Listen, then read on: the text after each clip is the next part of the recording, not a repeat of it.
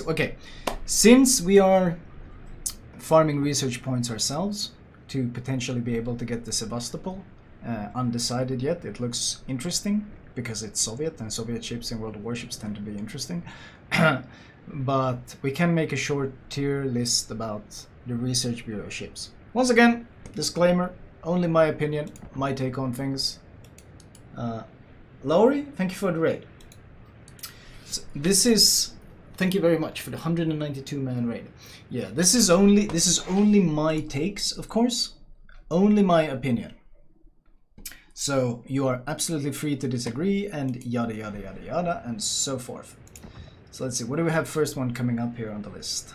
Research Bureau. Ohio. Ohio is the first one.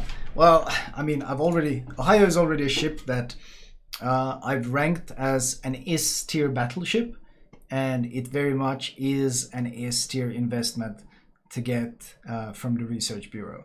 It's hard not to like it. Okay, can I find it? We have too many ships here, champ. Can I find Ohio? There it is. Yeah, it's hard not to like. It's hard not to rate Ohio extremely highly. It's a monster at most things it does. Fast reloading heal, strong secondaries, 457mm overmatch. It's the Montana that can. It's the Montana that doesn't have the same weaknesses. It's got great firing angles. It's just brutal to deal with. It's good at mid-ranges. It's pretty okay at long ranges. The slow shell velocity can put off a lot of people though.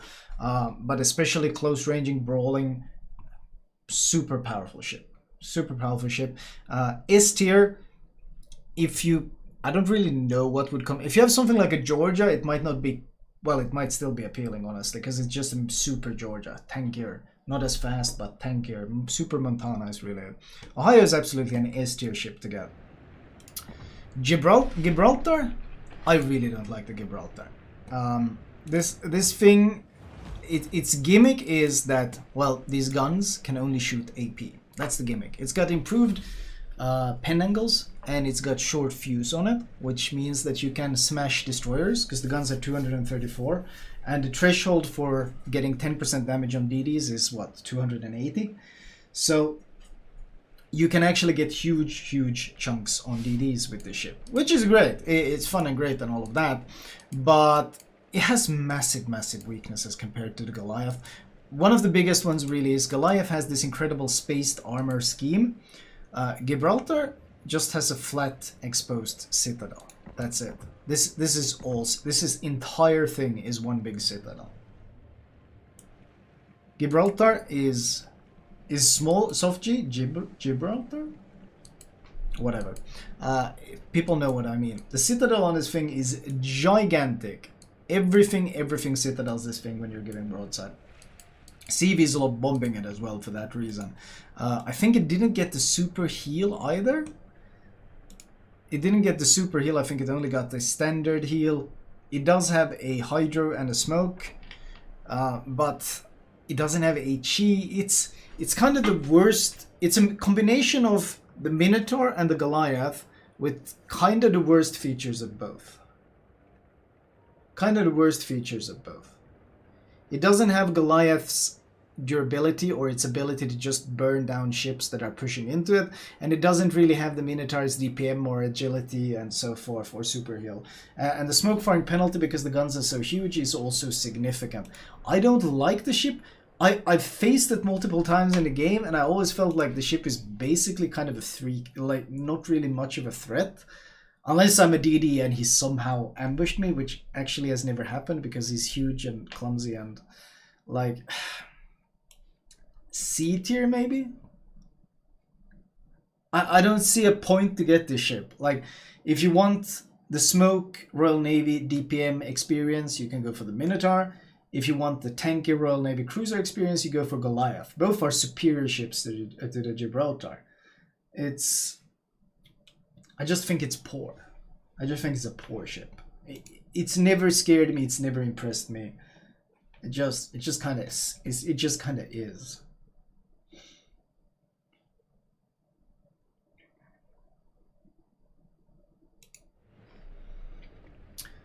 Colbert. Well, see, Colbert for myself is basically an S tier ship, mostly because of how fun it is. Colbert is hilarious, ridiculous amounts of fun. But that's just for myself. Colbert is, if I were to recommend to a random player to get Colbert, I'd probably say don't get Colbert. Do not buy Colbert. You're not going to enjoy Colbert. Because Colbert has a pretty gigantic skill cap to it. Basically it has the health pool of closer to a Smolensk than anything. But it's closer to a Smolensk in terms of health pool, like 36k health. But the problem is, unlike the Smolensk, you don't eat overpens, you eat citadels all the time. Everything that hits you is a citadel. Your citadel is ridiculously large. You're overmatched through the nose, through the stern, through the deck armor. You're overmatched everywhere. Your citadel's gigantic, and your ship is fat enough that you arm every single AP shell coming your way. Cruiser citadel you, battleship citadel you, CV citadel you, destroyer citadel you. This thing is hard to play. On the flip side, Colbert has an obscene amount of DPM. An obscene amount of DPM. But using that DPM when you're stuck with 13.8k in base range and an incredibly squishy hull with no smoke, you don't get smoke, you just get speed boost and your own skill to keep you alive. It's basically at one point it was high reward, low risk, but then they nerfed the maneuverability a lot, and these days it's high risk, high reward. If you look at the DPM numbers, you kind of get an idea of what makes the ship itself.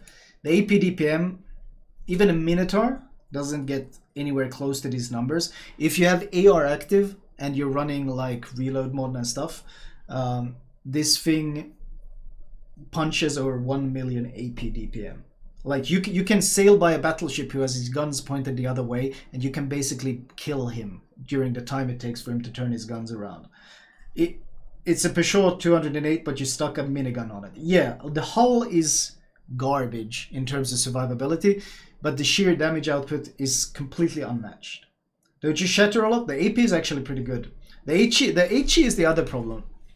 The HE DPM looks impressive, and I mean, it is impressive. The fire starting capacity is obscene on this thing, but the gun caliber is 127 millimeters with no improved pen, so you only pen 21 millimeters, which means you need to be shooting superstructures unless you're shooting destroyers. And the upside is, of course, your fire starting capacity is the highest in the game. You just pour so many shells at the target, you're guaranteed to start. It is glass cannon. It's not a glass cannon. It's a glass Vulcan. It's a glass minigun. So the skill cap on the ship is immense, and I don't want to recommend it to just your average player, because I feel a lot of people might blow 60k research bureau points on the Colbert and just end up being dev-struck a lot and not really enjoy themselves too much. That's the problem. So I'll put it into B, middle of the pack, with the hard notification that if you have the skill, S tier in terms of fun, like no other ship offers. It's an Atlanta with speed boost at tier 10. It's incredible. But then on the other hand, if you don't have the skill, it's basically a D tier, because you're not going to get anything done. You're going to be frustrated with the squishiness. You're going to be frustrated with the huge citadel, the random overmatch hits. You're going to be frustrated with the poor range, 13.8. You're going to be frustrated by the slow shells. You're not going to be hitting anything. This ship is hard scaling based off player skill. So imagine looking at the video before dropping comments. Oh no, there's going to be a screenshot and then there's going to be comments. That's the way it works. But this is a hard scaling ship. You can be pretty potato in an Ohio and still have a good time, because you get away with a lot of things. You don't get away with anything in the Colbert. You really don't get away with anything.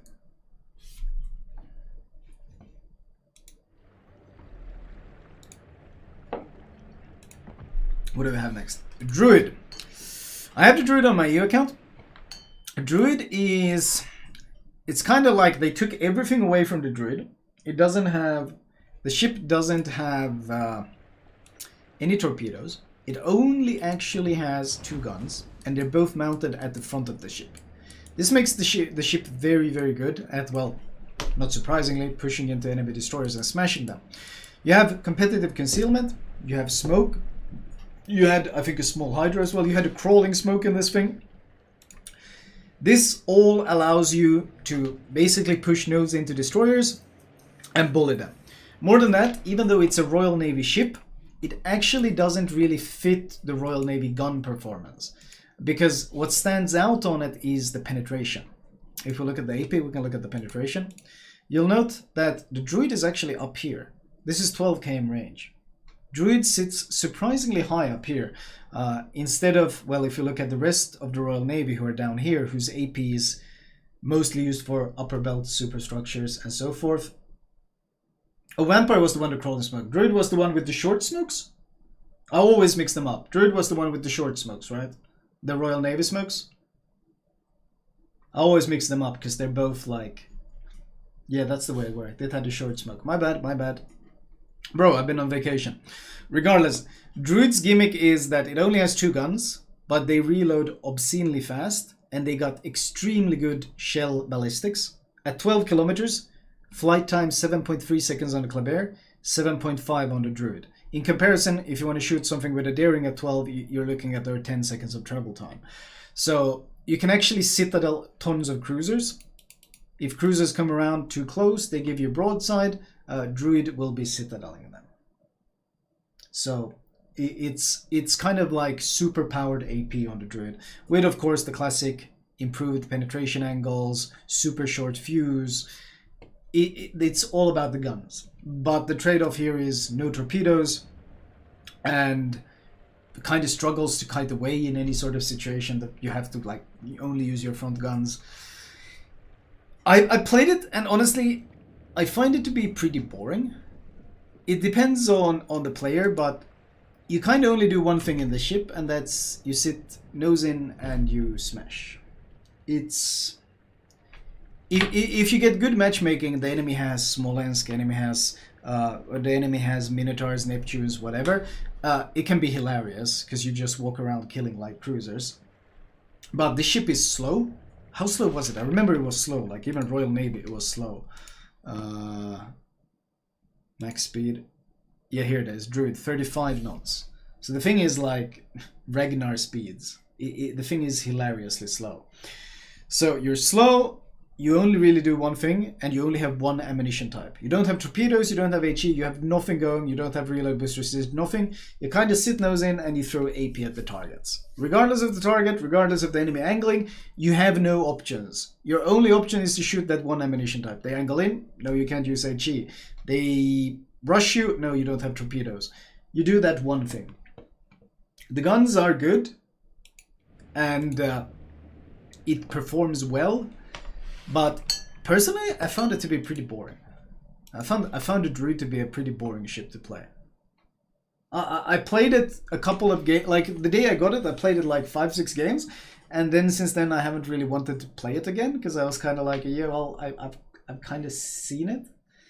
The turrets are super paper. Yeah, weren't they something like 16, 13 millimeters? Yeah, 15 millimeters with 10 on the side. Obviously, it's not fun if the turrets break, because then you don't do anything anymore. But yeah, in terms of strength, Druid is probably an A tier. But in terms of actually what an awesome gameplay experience, Druid is basically a B. Once again, this isn't strength. Strength-wise, I put it here. But it's... I got bored of it so fast. I got bored of it so fast.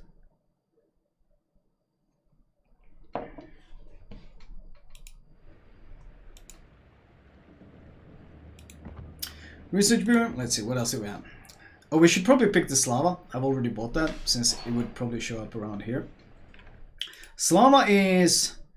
For random medals, Slava is basically S tier. I don't know, how many games have I had time to play on this? I don't know if I've played that many games yet on it. We had some pretty terrible Slava games today. But for random battles, the thing just walks around smashing. It's okay. It's okay. I've only have 21 battles. I haven't played that many battles in it.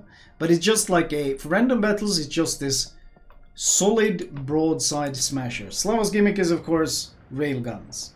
Slava's gimmick is that it has rail guns, the guns that are supposed to be 406mm guns. You'd think that, well, they would obey the laws of physics, but they don't. So that means that these 406mm shells that are very, very light somehow have by far the best penetration in the entire game. Like, you shoot something 20 kilometers away, other ships lose their penetration values, their shells start dipping, the shell speed slows down, but Slava for some reason has this 0.200 drag coefficient, which means that the shells don't actually slow down. they barely slow down. So that means that even at 20 kilometers, your flight time is under 10 seconds. Like, no one else can compete with this. No one else can compete with this. The impact speed is immense. The impact angle is very low, which is one of the reasons why Slava can citadel ships like Kremlin, because Kremlin has this armored slope. You see how the armor is sloped outwards like this. So when a normal battleship shell comes in like this, at an angle, this is already incredibly well sloped. So the effective armor of this 430mm plate becomes like 800mm. So they're never going to punch through it. But Slava's shells come in so flat and at such an angle, the armor is less effective and it just punches straight through.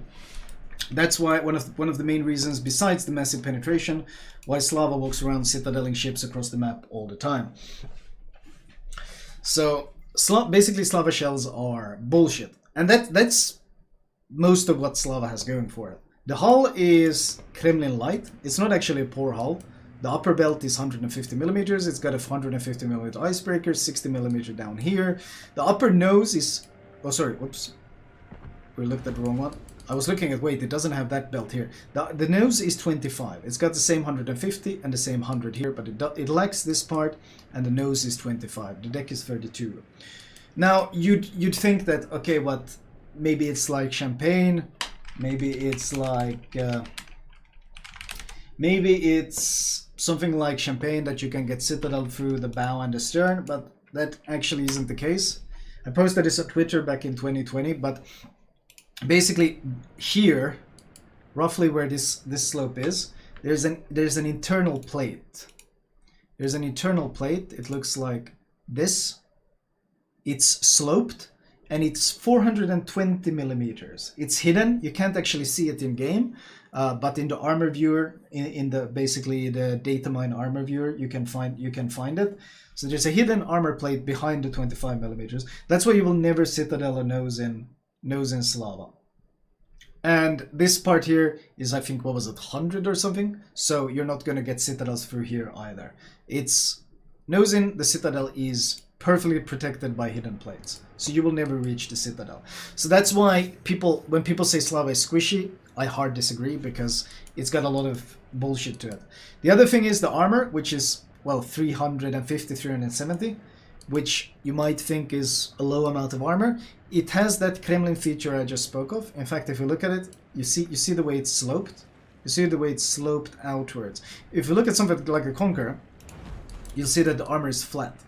You see, it's a straight line. But Slava has this angle to the armor. And this means that the actual effective thickness when a shell comes in is much, much thicker than it appears. And that's why I sail around broadside in the Slava in front of Montanas and Yamatos at like 18, 19, 20 kilometers and watch them shatter on my broadside, because the armor is effectively much thicker than they think. The stern, once again, 25, but it doesn't show you the full story. You might think, hey, I just overmatched Citadel in through the stern. But once again, no, wargaming, it doesn't work that way. In the back, you have another similar huge hidden plate that protects the Citadel. And you have a covering behind it that protects it from any plunging Citadels either. So there's a ton of hidden plates inside the stern as well. So yeah, Slava doesn't really have squishiness going for it. It's you can get pins on the nose, but you'll never get citadels on it. The AA is actually very good. It's got 6.6 km range and 8 flak, and the continuous damage is also really, honestly, really quite strong. I think it had significantly better AA than the Montana. Yeah, the Montana is sadly limited to 6 km range. It's got 6.6. The continuous is better on the Montana, but the range is better on the Slava. And of course you can run the best commander in the game, Kuznetsov, on the Slava. So, besides that though, it doesn't get the Soviet heal, and it only has 4 heals, but it doesn't really bother it. Because most of the time, by the time you're actually pushing in, you have a lot of consumables remaining, and you have a lot of health remaining, because you don't really need to close the distance. So, Slava lives and dies based on its guns. The problem is, of course, they're only 406mm guns, and if you're playing against people who have hands and monitors and faces, they will probably try to angle against you. Which is why Slava is on my list S tier for randoms, but for any sort of competitive, it's basically CD. If you bring it to ranked, you're basically griefing your team. But considering this is for solo gameplay, and in terms of unique gameplay experience, I'd probably put Slava into A. I'd probably put Slava into A here. No other ship really offers the Slava experience. No guns work the same way as Slavas. No other ships can pull off the bullshit you can pull in a Slava. It's a unique experience, and it's pretty goddamn fun to do as well. But if you're hoping for competitive options, Ohio is... They might be close here, but for comp it's more like this. For ranked and comp, it's more like this. For randoms, this is closer.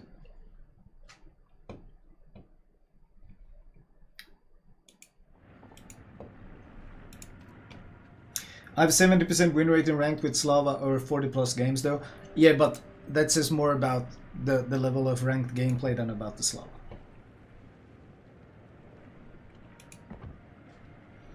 Ailmo German, thank you for 39.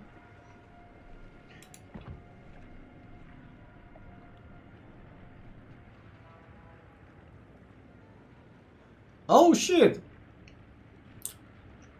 Ailmo, good progress. Good progress. Now get that last percentage and start calling yourself one of those filthy unicorns. Okay, Vampire 2. The one I always mix up with the Druid when it comes to smoke. Vampire 2 has the crawling smoke. The problem is, I played a lot of Vampire, and I think it's a fun ship. It has that crawling, long-ass duration smoke. That's not always an advantage. Vampire, the crawling smoke has issues. It can be great, because you combine it with the fairly long-range Hydra, I think it was 5 or something. So you can crawl towards the enemy and you can kind of dominate the cap objective, provided they're not one of the radar DDs or a Hydra DD themselves and so forth. The problem with the crawling smoke is that it lasts a really long time and the cooldown is even longer. And if you pop it, you have no way of turning it off.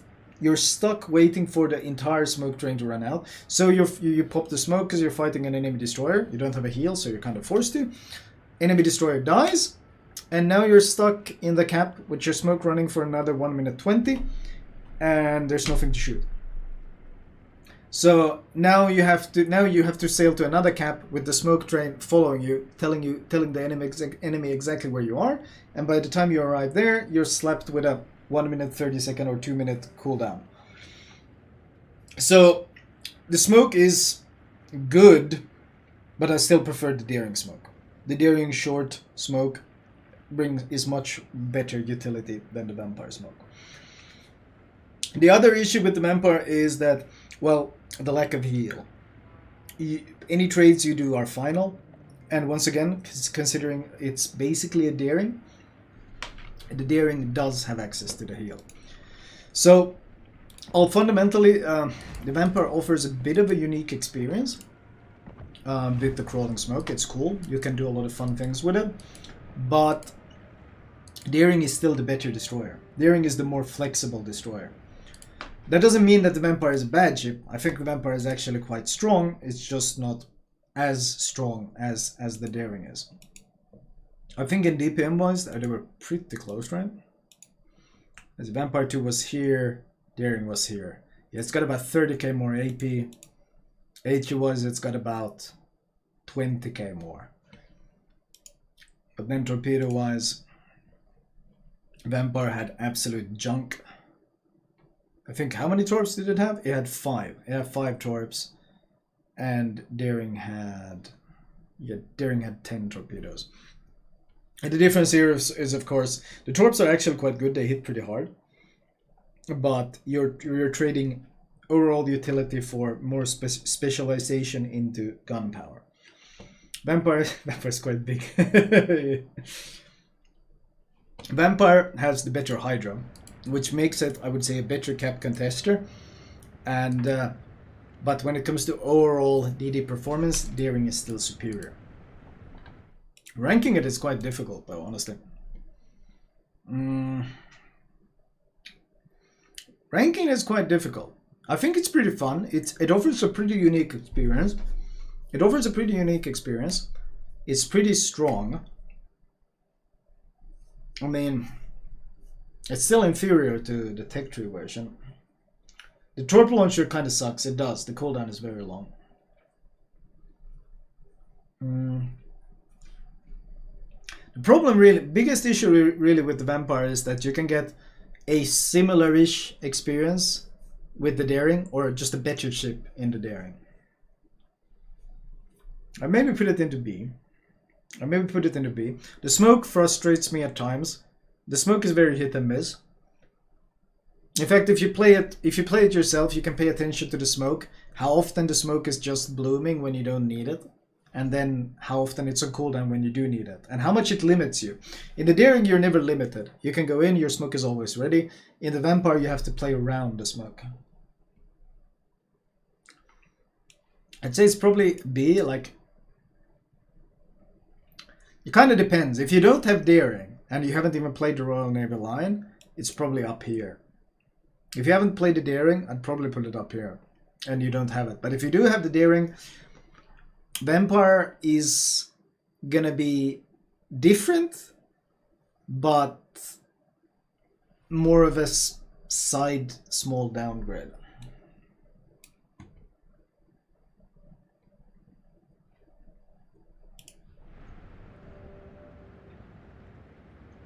Let's see, armor. Finally, what else do we have? Druid. Siegfried. I kind of don't like the Siegfried. I really don't like the Siegfried. And honestly, when there's some great, really unique ships to pick, like Ohio, Slava, Colbert, picking up Siegfried, especially with Sevastopol coming, oof, that's a tough one. That's a tough one. That's really is a tough one. Siegfried performs well though, mostly because, well, the guns are pretty nasty. Don't get me wrong, the guns aren't bad on it. It's got basically battle cruiser dispersion with 380mm guns, good range. The problem is, it's just huge. And it burns. And it's, look at the freeboard. The freeboard is, like, I love shooting the Siegfried and I love shooting the Aegir, because if they're not perfectly angled, they're basically always eating shit. If they're not perfectly angled, this arms everything, and they get citadel by basically everything as well. Okay, Siegfried had a cruiser. It was Aegir who had a battle cruiser. You're right. You're right. It trades off hard to get that though. 3x2 with 26-second reload. It's basically battleship reload on the guns.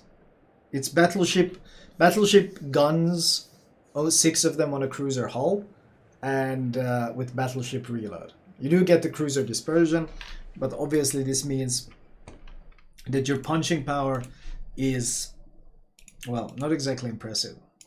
I can show the Siegfried here. Let's see, AP performance. It sits up here at 20 kilometers, which is really impressive. It's 380mm guns. Accurate, punches hard. The downside is no improved pen angles whatsoever, and the damage output that you actually do in this thing, well, AP DPM is bottom of the pack. HE DPM is laughably bottom of the pack. You get accuracy, but I mean all the cruisers have accuracy, but you trade it off by having basically wet noodle DPM. Wet noodle DPM. I mean, you're literally at the point where if we add in destroyers, if you add in all the tier 9 destroyers in the game, Siegfried still has the worst HE DPM. If you add in all the tier 9 destroyers in the game, Siegfried is 4th worst AP DPM. Like, the AP DPM output on it is the damage output, unless you're scoring sets with these guns, is And 380mm guns, while they're quite impressive at tier 6, still pretty decent, still pretty strong at tier 7, at tier 8. At tier 9, having 380mm guns is no longer really that incredible. Out DPM by Benham. No, it does beat the Benham in AP DPM, barely. The reason I probably don't like it is because it's gigantic, pretty goddamn clumsy. I think the concealment was okay. The AA was German, which is enough said really, but not the end of the world. But it's huge, it's easy to hit, and the damage output is really pitiful.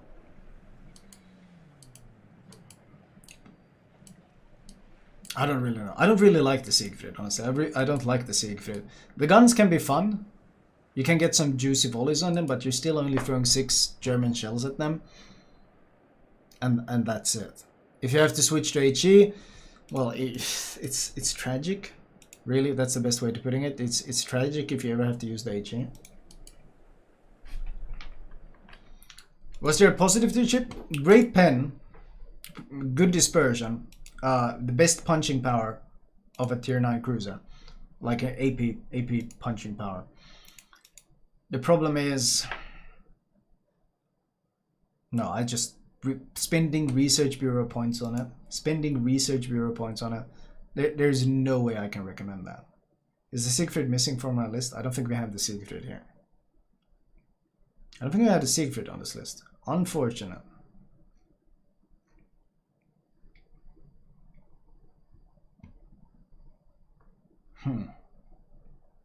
Yeah, I don't think we have the Siegfried. There's no tier 9s on this list. Unfortunate.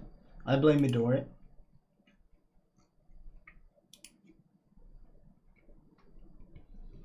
Even the list doesn't want it.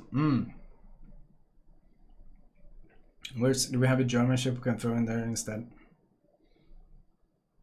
We can pretend. Oh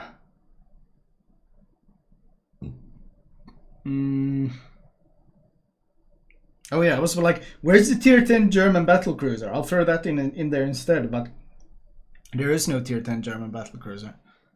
Almau, I forgot about that. Ah, shit.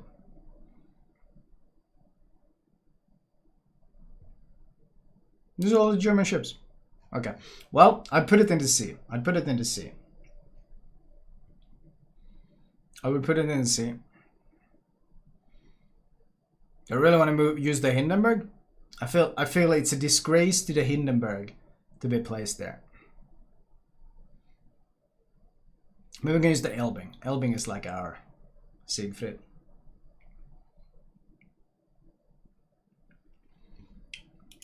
YOLO Emilio.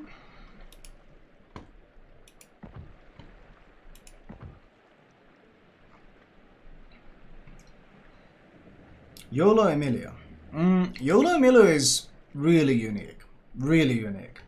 It's stupidly fast. It's got a crawling smoke short duration, super speed boost short duration. The problem is the average player base, of course, does. Like the average player base either goes into early and instantly dies, or they sit around a spawn and fulfill 0 destroyer duties whatsoever, looking for that one moment where they can run in and throw away their destroyer ship for one enemy ship. So the problem is, it's pretty terribly misplayed. People just only play it for the YOLO. They don't use it for any other roles whatsoever. So, but Paolo Emilio can be hilariously fun. Like, it's a one ship that you can go from losing a flank to crushing 3 ships in quick succession and winning the flank. It has these hard-hitting torpedoes. It has these 3x4 torps that hit for 24k each. They're occasionally fast, but they're only 6k in range. And of course, you announce your presence with a huge smoke screen. Luckily, most people don't really pay attention to anything, so you can pull off these YOLO things. But its concealment is pretty shit. The maneuverability of the turning circle is eh. The damage output is basically laughable. You can get some pretty good sap volleys with the thing, but generally speaking, this is not a ship you want to take gunfights with. Like, okay, like I'll show you. I'll show you. That's Paolo Emilio, HE DPM. The only one that has less HD DPM is the Schultz. SAP DPM 136, which compared to everyone else's AP DPM is worse than Yugumo. So you can get some good punchy volleys with the guns, but ultimately the main gimmick is running at the enemy, dropping torpedoes, and smashing them. That's what makes Paolo Emilio Paolo Emilio. That's what makes Paolo Emilio fun. I think I had my doubts on that. I think I have a commentary on it. Surprisingly fun. The stats seem but the YOLO potential of this ship is basically hilarious. The YOLO potential of this ship is basically hilarious because you can combine the speed, you can combine the consumables, pop consumable, run at the enemy. And even if they try to disengage, you're just throwing so many torps their way, and the damage output of the torps is so ridiculously high that you don't really even need to land many of them. And you just destroy them. Well, this guy didn't get destroyed. You just keep running at enemies and you keep dropping torpedoes. That's the Paolo Emilio way. So, it's unique. I don't think there's any ship that plays like it. I don't think there's any ship that actually plays like the Paolo Emilio. And it's really fun, it's really unique. It's not particularly strong though, honestly. I don't particularly fear it unless if it's a really good player, I stay away from terrain, so I don't get YOLO'd by him. But the average Paolo Emilio player is a pretty low threat. Solid B, I'd say. Solid B. Paolo Emilio isn't here once again, so we'll fill in with Chris. No, I don't want to move that into B. That feels like a disgrace. Venezia. Okay. So this is Paula. This is Eger. Sorry, Siegfried. That would probably be my research bureau recommendations. There's a lot of ships in the research bureau that are just there for uniqueness. And they're all kind of like, they're trying to go for something unique with them. And on some they succeed, some less so. A Druid B. Do you rate it higher, Trenless? I think I rate it here. In terms of strength, it's probably here. In terms of gameplay, it's low B. It's so boring.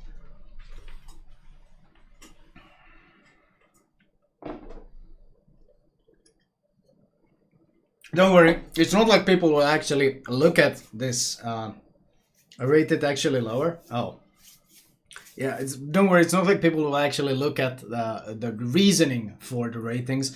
Someone will take a screenshot and post, this is flawless tier list, and then people will complain. That's usually how it goes. This list is tier 8s and tier 9s as well. Oh, did I use the wrong one? I think I did. I don't know. Hello? No, I could be just remaking it. Whatever. You get the point. You get the point.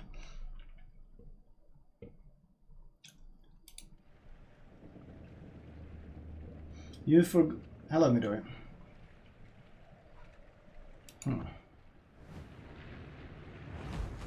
Why is there Venezia in his ranking?